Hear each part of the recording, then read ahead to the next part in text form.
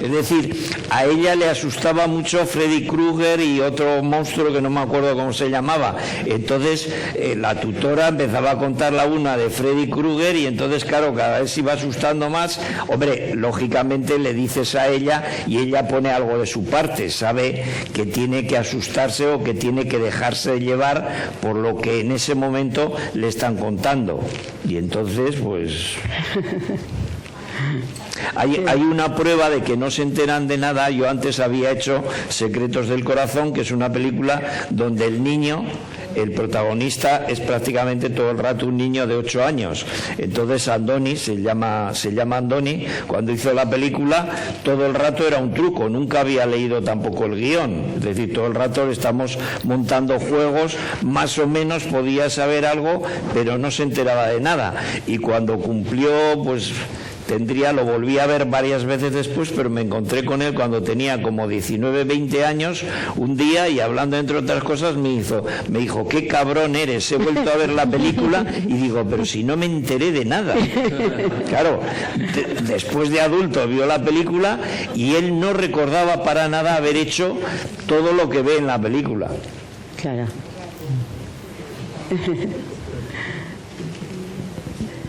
¿Dónde está?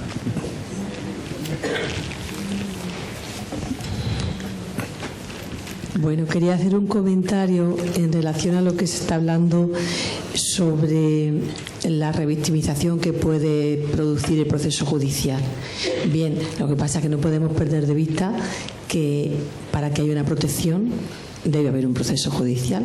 Claro. Estamos hablando de un delito, estamos hablando de notificar. Notificamos para algo, notificamos para proteger al menor.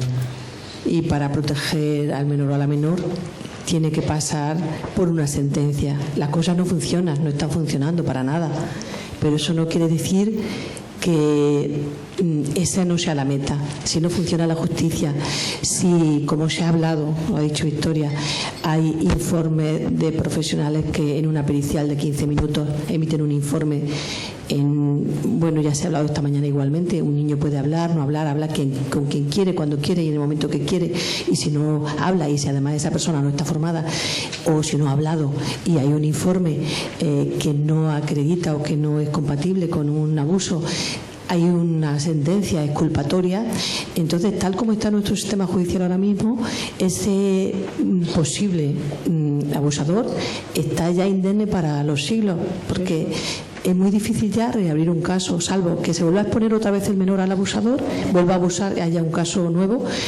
Pero si no se expone o porque haya un incumplimiento, que muchas madres, a diferencia de lo que también ha comentado Victoria, que en general la sociedad del entorno se comporta mirando para otro lado, yo en mi experiencia como pediatra tengo muchas madres que no miran para otro lado y que se han puesto en defensa acérrima de sus hijos, y lo que hacen es que están incumpliendo, y son madres que están arriesgando y que están cargando con muchos delitos también para ellas en el sistema judicial para proteger a sus hijos.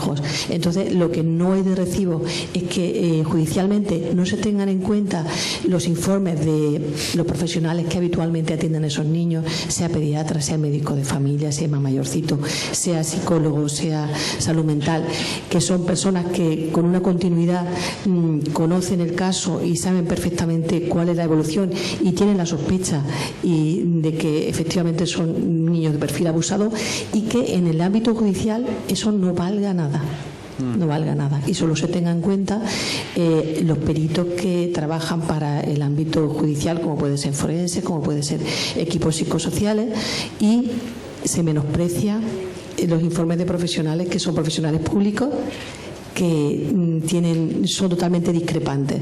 Entonces, claro, también, como ha dicho Moncho, hay muchos abusadores de un perfil alto, y yo creo que eso está haciendo mucho daño, y hay un poder fáctico que está impidiendo que progresen muchas actuaciones en favor de los menores, pero que creo que los que estamos aquí y en otros ámbitos, que lo que tenemos interés es de proteger al menor, y que creo que estamos aquí por eso, pues tendremos que seguir peleando para que todo esto ocurra, pero que eso no pasa por no denunciar o por no implicarnos, sino todo lo contrario.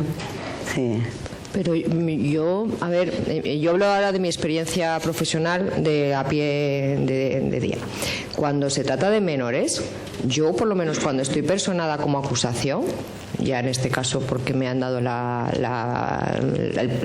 madre normalmente para que acuse, yo pido todos los informes de todo lo que encuentro por el medio, del colegio, de la pediatra, de todo lo que pesco. Sí, sí. Allí voy con todo, con el informe forense, yo lo pido todo.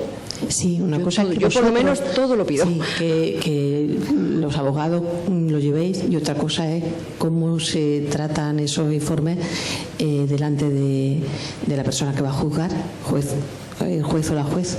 Pues, eso es. A ver, cuando tú vas a un procedimiento con el testimonio del menor, si puede ser a través de una prueba que se haya hecho grabada, preconstituida y que después la podamos poner en el procedimiento, que nos cuesta, pero bueno, si se intenta. Más todas las periciales posibles de los médicos, normalmente estamos hablando de menores, de niños.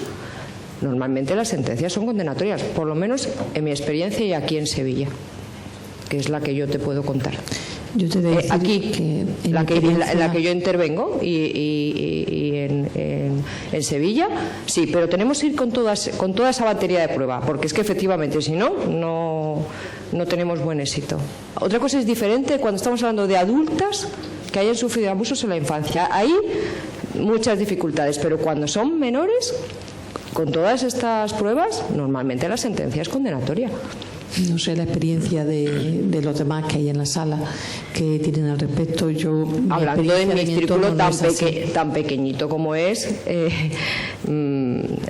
Sevilla y en lo que yo intervengo, que no te puedo decir, pero claro que se utilizan, yo los utilizo, es que son muy importantes. Las periciales de los profesionales alrededor del niño de todo tipo son fundamentales.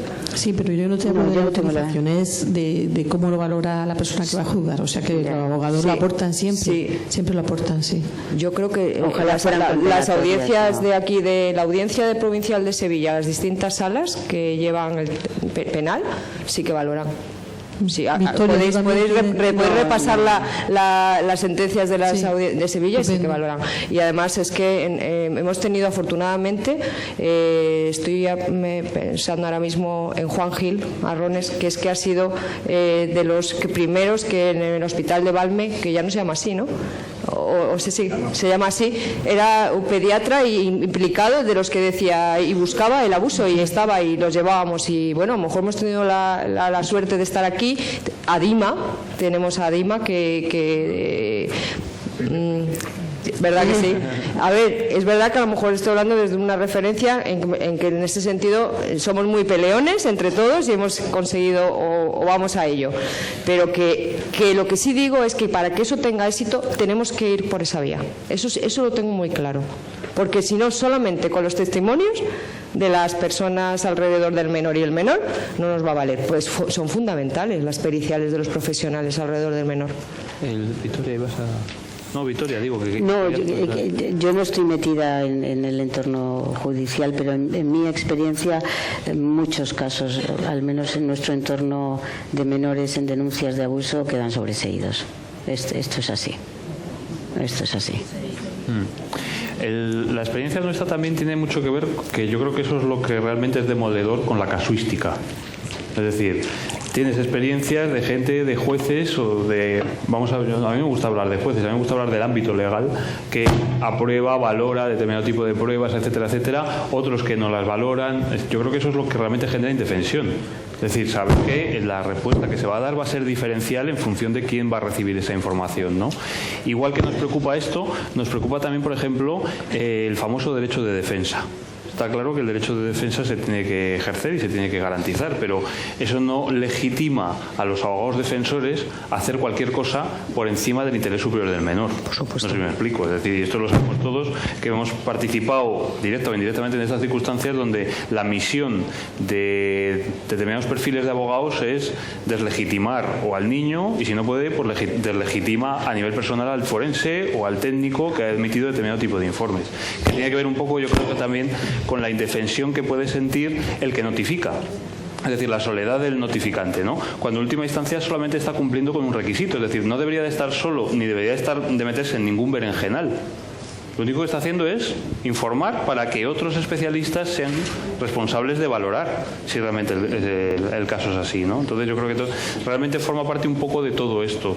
De la misma manera que, por ejemplo, estoy recordando ahora mismo pues un caso recientemente en Valladolid donde el que notificó era un pediatra de una institución privada, por ejemplo. Pues habitualmente se piensa que se notifica más desde lo público.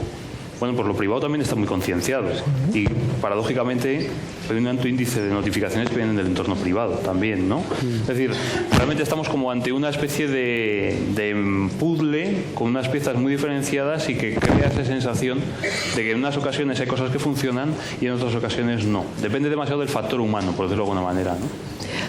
Depende del factor humano y depende de la lata que demos. Lo digo, porque es que hay que dar mucho la lata para que eso siga. Mira, nosotros cuando empezamos a trabajar en esto, es que lo digo siempre porque, bueno, y Ignacio lo sabe, en Amóvil éramos las de la mampara. Nosotros éramos las de la mampara porque se nos ocurría pedir una mampara cuando no existía, hacía 20 y tantos años, para que cuando declararan en juicio las víctimas de agresiones sexuales, menores o mayores, no importa, no tuvieran que estar viendo la cara del agresor. Y la primera pregunta que nos decían y nos preguntaban era: ¿y en qué fundamenta usted la solicitud de una mampara si no hay que proteger al testigo? ¿Lo conoce? ¿Vive con él hace 20 años? Situaciones de maltrato o agresiones sexuales por parte de la pareja.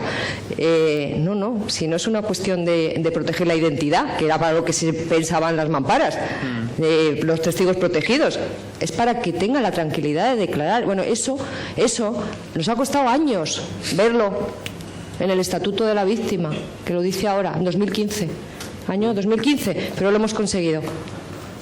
Tenemos que seguir peleando por ello, tenemos que seguir peleando por darle credibilidad al testimonio de los niños. Cuando un niño dice que le ha pasado algo de esto, hay que escucharlo, hay que decir, vamos a ver que lo seguro es que será verdad, y después descartar en todo caso algún problema, pero primero es verdad, no primero es mentira y vamos a ver si es verdad, que eso es lo que tenemos ahora, tenemos que cambiar eso. Pero ¿cómo lo hacemos? Pues siguiendo dando la lata, no nos queda otra. Es que es el compromiso que decía ella, lo llevamos puesto. Y ese es el compromiso que tenemos que llevar para seguir peleando por conseguir que al final no seamos las de la mampara y ver por escrito que cuando un niño es objeto de abuso, pues que se haga una prueba preconstituida, que eso se grabe, que eso se lleve al tribunal y que al niño ya lo dejen en paz. Tendremos que llegar ahí. ¿Cuándo? No lo sé. Seguiremos dando la data. No te puedo decir otra cosa, pero ahí estamos. Buenas tardes. Yo quería lanzar varias cosas y ampliar también un poquitín el abanico y la mira más centrada también en qué le pasa al niño, cómo lo abordamos, cómo lo trabajamos y cómo lo acompañamos. Yo creo que justamente, y recogiendo un poco la idea de la compañera de la esquina, estamos hablando de un tema que es extremadamente complejo, que tiene que ver con cosas que remueven lo personal, lo profesional, las dificultades que esto representan a muchos niveles y que por lo tanto no se puede trabajar solo. No se puede trabajar solo desde una consulta de un pediatra privado, posiblemente, de un psicólogo privado, de una entidad, de una escuela privada, sino que esto tiene que trabajarse a nivel de red, a nivel multidisciplinar, y ahí está ese acompañamiento, y la complementariedad de disciplinas nos pueden facilitar el abordaje. Y por el otro lado, yo creo que justamente porque esto es muy complejo, tenemos que poder también pensar que el niño, cuando hace una revelación o cuando hay algún síntoma que puede hacer pensar que ha sufrido una situación de abuso, desde luego que tenemos que enfocarlo desde que el niño tiene un problema y hay que abordarlo. Otra cosa es qué tipo de problema tiene y cómo se puede llegar a esa valoración. Incluso antes de pensar en todo lo judicial, tenemos que clarificar un poco cuál es ese problema, y nosotros, al menos en el ámbito de donde venimos, trabajamos o nos parece más adecuado en muchas ocasiones trabajar primero desde la valoración de ese niño, de recoger y de valorar qué es lo que le puede pasar, y después, en todo caso, y una vez se ha profundizado, en todo caso notificaremos, en todo caso podremos hacer otro tipo de abordajes o lanzar otro tipo de intervenciones cuando lo tenemos un poco más claro. Pero hay también muchas situaciones al lado de las que están surgiendo en las que, y de hecho no todas las situaciones de sospecha de abuso, realmente las conclusiones después, valorando al niño, hay una situación real o pensamos o que hay mucha certeza en esa situación, y eso también lo tenemos que contemplar, igual que en otros contextos, pues cuando hay sospecha de algún tipo de patología, pues hay que diagnosticar, y a partir de este diagnóstico podemos afrontarlo, abordarlo, trabajarlo y tratarlo.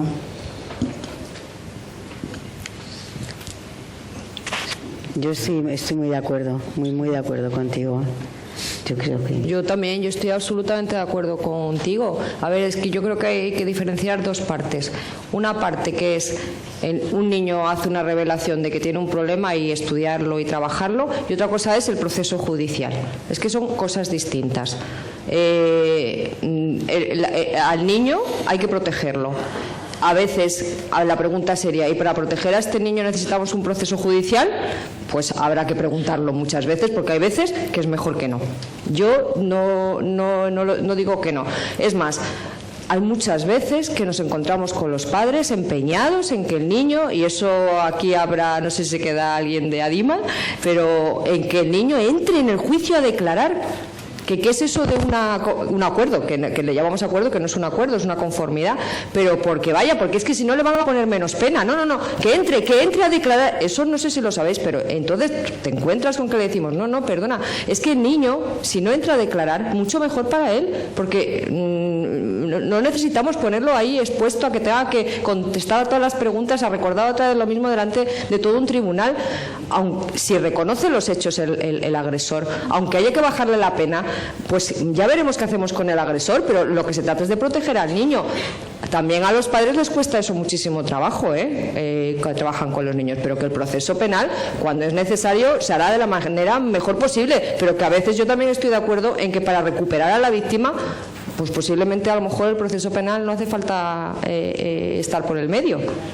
Sí, claro, por supuesto, porque es que el proceso es todavía una segunda victimización, eso no hay duda, por lo menos el que tenemos ahora mismo, eso está clarísimo. Y además otra cosa, no siempre las sentencias condenatorias, no las absolutorias, ya Victoria, que son terribles, las condenatorias sirven para mucho para la recuperación de la víctima, que yo tengo mujeres con sentencias condenatorias de muchos años delante de decir que yo me encuentro igual de mal que antes de ayer con la sentencia. Porque es que la recuperación no es una recuperación por un papel que diga este señor queda condenado. No, es que no recupera eso. Y eso cuesta mucho trabajo entenderlo. Incluso a las víctimas les cuesta mucho trabajo entenderlo. O sentencias que te dicen, mira que la sentencia es condenatoria, pero es que en mi pueblo siguen diciendo que está confundida y que eso no es verdad. Eso también, eso es terrible. Eso es terrible, porque ya qué recurso te queda para tu crédito. Si encima te dicen que ni siquiera lo que dice un juez les vale al entorno familiar, al entorno social. O sea que no, el proceso penal no tiene por qué ser lo que recupera a la víctima para nada. Es que no lo recupera, no es, ni siquiera la condenatoria. Ya si es absolutoria no te quiero contar lo que te hace, te machaca. Lo cual no quita para que también, si es un hecho delictivo, hombre, y se denuncia, pues intentemos un proceso penal que llegue a una condena, protegiendo lo mejor posible a la víctima que tiene que pasar por ese proceso penal, que es a lo que entiendo que desde los que estamos en justicia deberíamos intentar llegar, que son un poco dos cosas diferentes, creo yo. Muy bien, tenemos que ir concluyendo ya, porque bueno, es el tiempo encima. Yo, enfermo de optimismo como soy, que me conocéis, ¿no? Me gustaría terminar contándoos una pequeña historia, que es un caso real, que se titula El último caso del doctor Oliver Sacks. Oliver Sacks, no sé si lo conocéis, es un gran divulgador, o fue un gran divulgador, porque murió recientemente. Una de sus obras más conocidas es El hombre que confundió a su mujer con un sombrero. Os recomiendo que la leáis porque es muy interesante y obviamente nos acerca mucho a la ciencia, igual que Moncho nos acerca a esta realidad a través del arte, pues él nos acerca muchas cosas a través del conocimiento científico. parte del trabajo de Sachs también, como neuropsicólogo, era precisamente pericial. Su último caso, porque él estaba enfermo de cáncer, sabía que iba a morir, atendió este último caso y publicó un último artículo que se titula así, el último caso del doctor Oliver Sacks. Era un joven, bueno, relativamente joven, que padecía una enfermedad neurodegenerativa y uno de los síntomas de esa enfermedad era precisamente un TOC, un trastorno obsesivo-compulsivo. Como todo buen TOC, digamos, evolucionó cada vez a más compulsivo y más obsesivo y en ese proceso enganchó con contenidos de pornografía. En la evolución del TOC, ese consumo de pornografía de forma compulsiva evolucionó hacia consumo de pornografía infantil. Como esto sucedió en Estados Unidos, le detectaron rápidamente, fue encarcelado y cuando llegó el juicio, la familia de esta persona contrató a Oliver Sacks para que demostrase que efectivamente aquel consumo inmoderado de pornografía infantil era fruto de su trastorno neurológico. Oliver Sacks hizo su trabajo y efectivamente concluyó que era consecuencia de una enfermedad, ¿no? Y entonces la jueza llamó al acusado y le dijo, bueno, parece ser que usted ha hecho todo esto como fruto de una enfermedad. Pero a mí me gustaría hacerle algunas preguntas. ¿Usted era consciente de lo que estaba haciendo? Y el imputado dijo sí. ¿Usted sabía que era grave lo que estaba sucediendo? Contestó sí. ¿Y usted pidió ayuda? Y dijo no. Pues entonces no le voy a condenar por consumo de pornografía, sino por irresponsable. Y yo creo que precisamente esta es una de las grandes lecciones, ¿no?, digamos, que nos da el enfrentarnos cotidianamente a esta realidad, es decir, parte precisamente de la responsabilidad individual de cada uno de nosotros y de nuestro compromiso. Hasta aquí, ha sido un placer, muchas gracias a todos y ahora sí que os pido un aplauso, abrazo, precisamente. No, para vosotros. Aplauso, abrazo.